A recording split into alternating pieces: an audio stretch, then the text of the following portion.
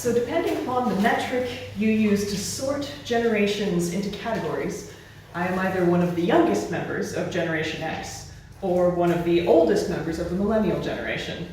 My birth year is 1980, which means I occupy a weird overlap between generational lines. One of the big ways both generations struggle, though, is around money and prosperity. According to the Schroders 2023 US Retirement Survey, over 60% of non-retired Gen Xers do not think they will be able to fully retire. Based on conversations with my peers, I'd place that number a little bit higher, honestly. Most of us expect to work for the rest of our lives. Comparing Generation X and Millennials, the picture grows darker. Millennials are 12.5% worse off than Generation X in terms of wealth accumulated around the same age. I think it can be hard for our parents, communities, and friends in older generations to hear how bleak our outlook is on that front. There's a reason the birth rate continues to fall. There's a reason so few of us own our own homes. The majority of people under the age of 50 right now do not expect things to get better for us financially. We expect them to get worse. And unfortunately, the statistics and economic outlook back up that despondent viewpoint. It's not that we're pessimistic, it's that we've been paying attention. This means that my cohort has had to develop new ideas about what a good life is. The satisfaction and return that members of previous generations received from their careers largely doesn't happen to us. I think we had quite a reality check during the first year or so of the pandemic when we were home and isolating. We realized we'd been hustling and working so hard due to our financial situation that we were completely missing out on our partners and spouses and children, our other family members, our lives. And this resulted in a shift of mindset around work. We weren't going to be compensated fairly anyway, so if we were going to have to live with financial scarcity no matter what, why sacrifice our relationships, our physical and emotional health, and our precious time in which to do so? What if instead we worked out our own value systems and sought the sense of fullness or abundance a good life offers from sources other than money? The wheel of the year is turning once more toward the summer solstice. This year, the longest day of the year falls on June 20th. In contemporary pagan practice, one widely used name for this holiday is Litha. It's an old Anglo-Saxon word for the months of June and July. Historical celebrations of the longest day of the year are attested in nearly every pre-Christian culture. Many ancient sites are aligned to the summer solstice. Stonehenge in England is probably the most well-known, but also the Khafra and Khufu pyramids in Egypt, Chaco Canyon in New Mexico, Piedras Blancas in Spain, and Hakakim in Malta are just a few examples of many. For our ancestors, the presence of warmth and sunlight was absolutely vital to survival. Abundance was determined by the food you could grow, forage, gather, raise, or hunt. A strong summer was one of the strongest contributing factors to whether any of those activities would provide enough for our ancestors to live. It's not surprising that some of our ancestral cultures raised monuments to the sun and saw the actions of a deity in the waxing and waning of sunlight, as well as the interplay of weather patterns. Our contemporary culture is, of course, more removed from the food cycle. Most of us purchase our groceries rather than grow or hunt them down.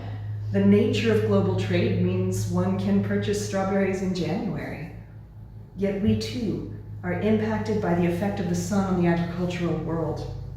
Although most of us are a few steps away from the literal harvesting of food, we see fluctuations in food costs in response to more or less sun. Seeking abundance in the natural world is one way to reframe the idea of richness away from money. We are so fortunate to live here in Western Maryland. This region is beautiful during summer, lush and green, with flowing rivers and streams and lakes to swim in, walking trails at local parks, hiking trails in the forest. flowers and fruit growing wild, as well as in gardens everywhere. The fauna of our region are diverse and present in so many places. I always love the parade of photos on social media of egg-filled birds' nests that we find in unusual places. I like to walk my dogs down by the C&O Canal, which means turtle sightings, deer, and the occasional fox, snake, or owl. When I'm out on the trail or just in my yard at home, I connect to the abundance of life around me. The financial future may be grim for my generation, but I find joy and a sense of satisfaction by savoring the abundance of nature, by feeling my own presence in a larger tapestry that does not hinge on human ideas about money or property.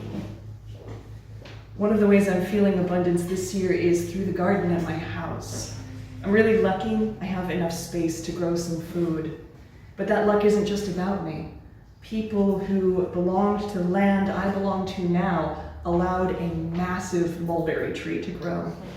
And I love mulberries. So far, I have made mulberry mead, mulberry liqueur, I'm in the middle of mulberry jam, and there will be more. The wineberries are next. They're starting to swell up now. Like many places in this region, wineberries grow in the wild spaces at my home. They will also become a mix of different beverages, foods, and condiments. The garden that I planted at my home includes blackberries, grapes, blueberries, plums, and more. For me, bringing in handfuls of juicy, sun-warmed fruit that grow on the land I love so much is one of the most abundant moments I experience. It puts me in direct contact with the tendency of this part of the world to grow pretty much anything you plant in it. There is nothing more abundant than unchecked growth. You don't need a garden to connect to that feeling, though.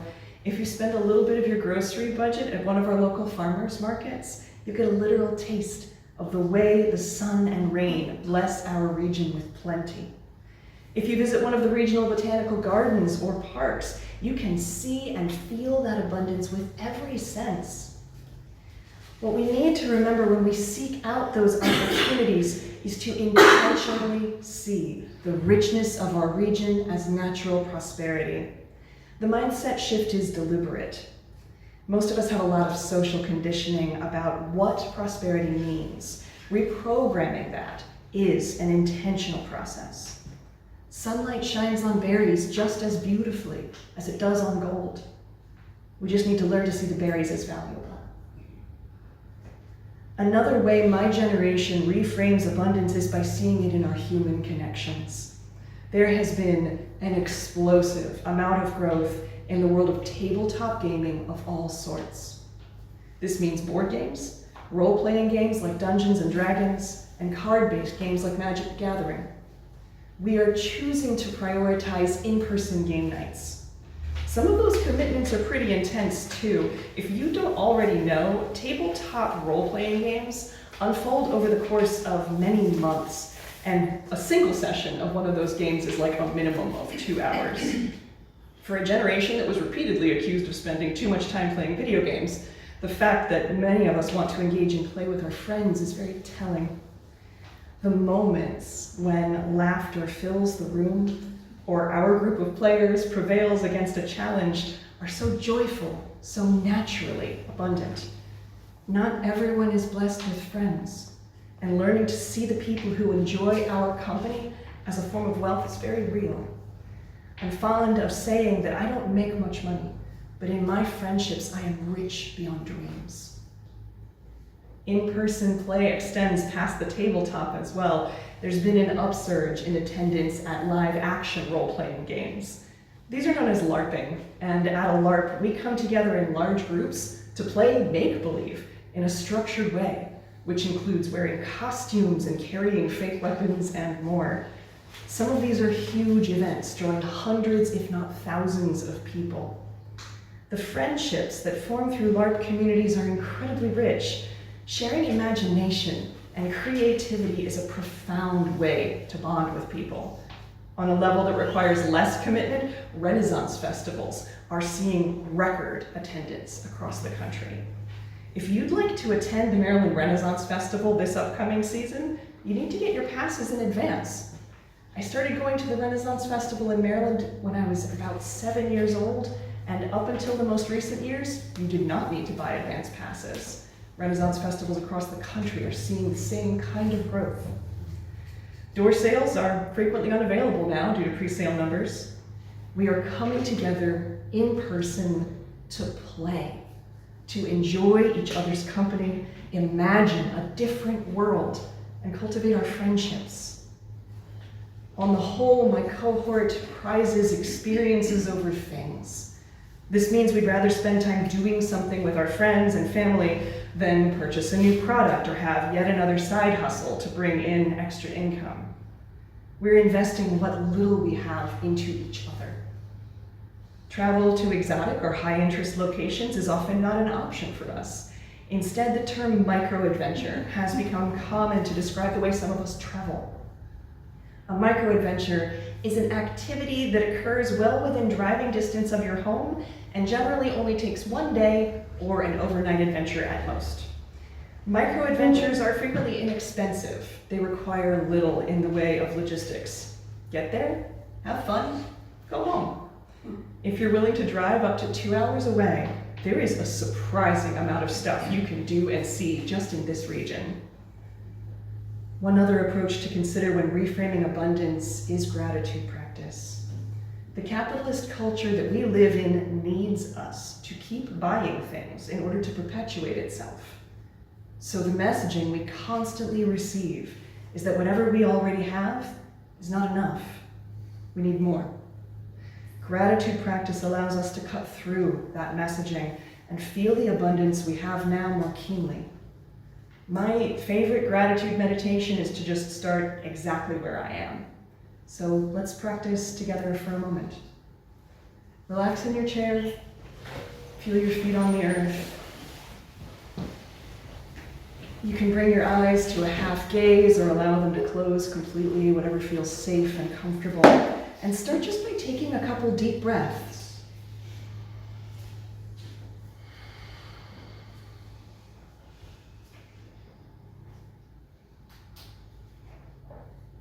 Notice the feel of the rise and fall of breath within your body.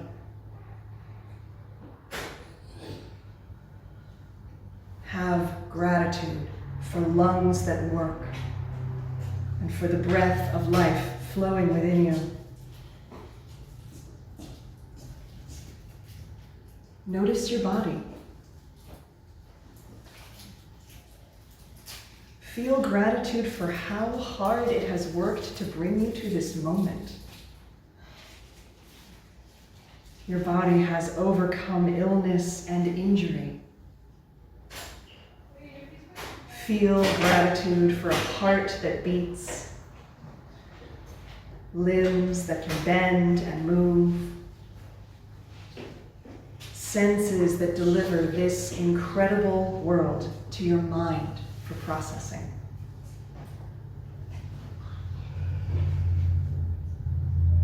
Feel gratitude for your brain that allows you to be conscious of this exact moment.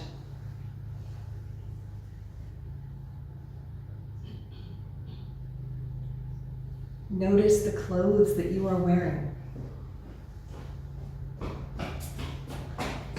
Feel gratitude for the clothing that protects your skin. Feel gratitude for the many people who were involved in the process of making the clothing you are wearing right now.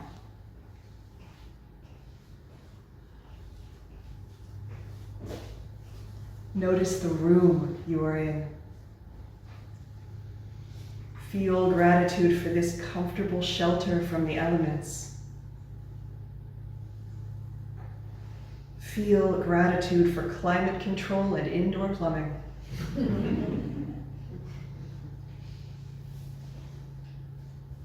Notice the people around you, whether in person or virtually in our Zoom room.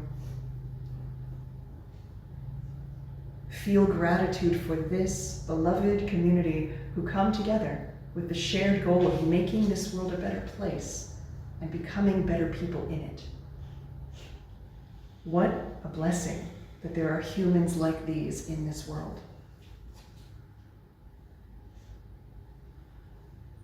Take a deep breath in, let it out on a sigh.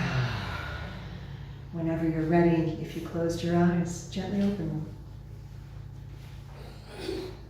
There are so many ways to develop a broader understanding of and connection with abundance.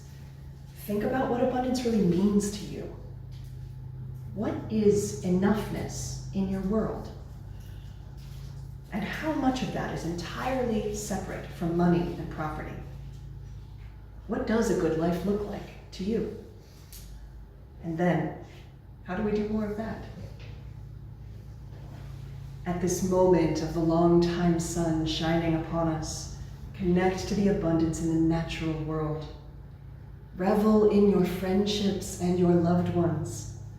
Become present to the plenty in this moment, and have gratitude.